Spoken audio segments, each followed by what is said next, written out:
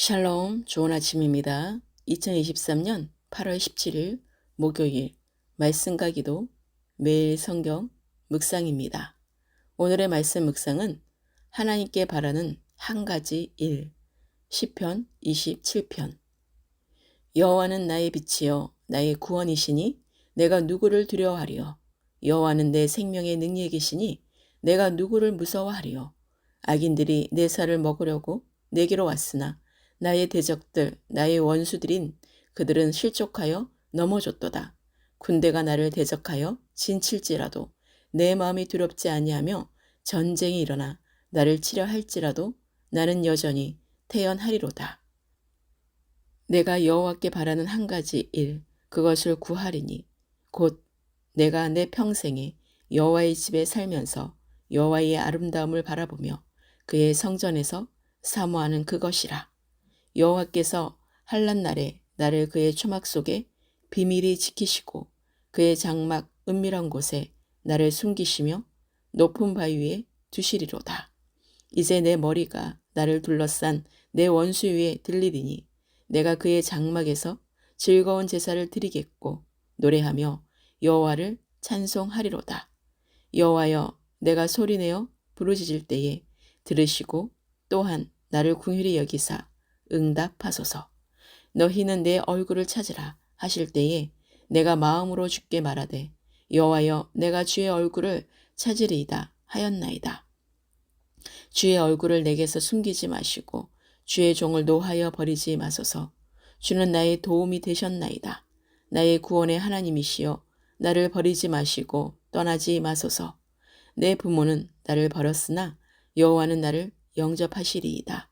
여호와여, 주의 도를 내게 가르치시고 내 원수를 생각하셔서 평탄한 길로 나를 인도하소서.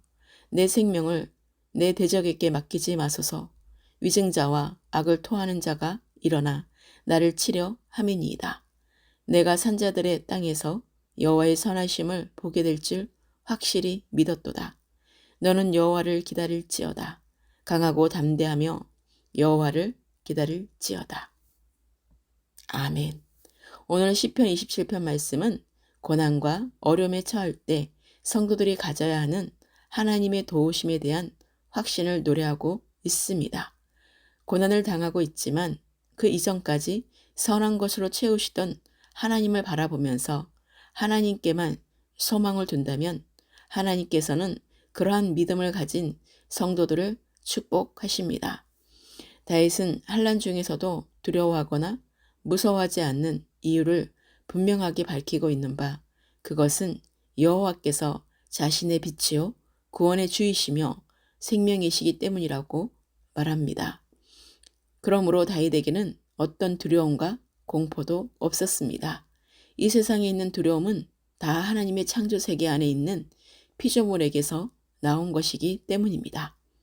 다윗은 하나님을 향한 자신의 확신을 여호와의 집에 거하려는 갈망으로 표현하고 있습니다. 하나님과의 참된 교제에 대한 바람을 의미합니다. 구체적으로 다윗은 여호와의 집에 살면서 여호와의 아름다움을 바라보며 그의 성전에서 사모하는 그것이라고 노래하고 있습니다.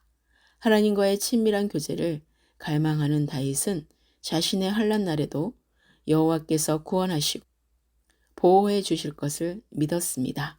그리하여 여호와께서 임재하시는 장막, 은밀한 곳에 자신을 숨겨 모든 고통과 어려움을 견딜 수 있도록 해주시라고 확신했던 것입니다. 우리도 하나님의 보호하심과 인도하심을 기억하고 하나님과의 친밀한 교제에 힘쓸 수 있어야 할 것입니다. 다윗은 하나님께서 내 얼굴을 찾으라고 말씀하셨으므로 자신은 하나님의 얼굴을 찾겠다고 말합니다. 하나님의 얼굴이라는 표현은 하나님의 얼굴, 모습, 그 자체이거나 외적 형상을 찾는다는 뜻이 아니라 하나님의 자비하시고 의로우신 성품을 뜻합니다. 하나님께서는 그의 자녀들을 향하여 한없는 자비와 은혜를 베푸시는 분이십니다.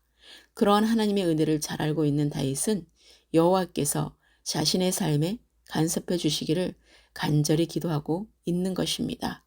그래서 자신과 가장 가까운 혈연적인 관계인 부모조차 다윗을 버렸다고 말하는 최악의 상황이고 절박한 위기에서도 하나님께서는 자신을 지켜 인도하실 것이라고 확신하는 것입니다. 부모는 인간적인 육신의 관계에서는 가장 신뢰할 수 있는 대상이지만 하나님과의 영적인 신뢰 관계에는 미치지 못함을 성령으로 깊이 깨달아야 합니다. 그러므로 육신의 관계는 영원할 수 없지만 하나님과의 관계는 영원히 지속된다는 사실을 성도는 알아야 합니다.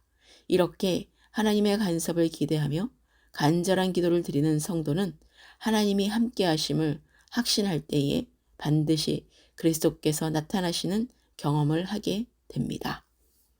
다윗은 자신을 멸하기로 맹세한 원수가 있었다고 말하는데 그 대적들에게 자신의 생명이 맡겨지지 않기를 다시 한번 간구하고 있습니다.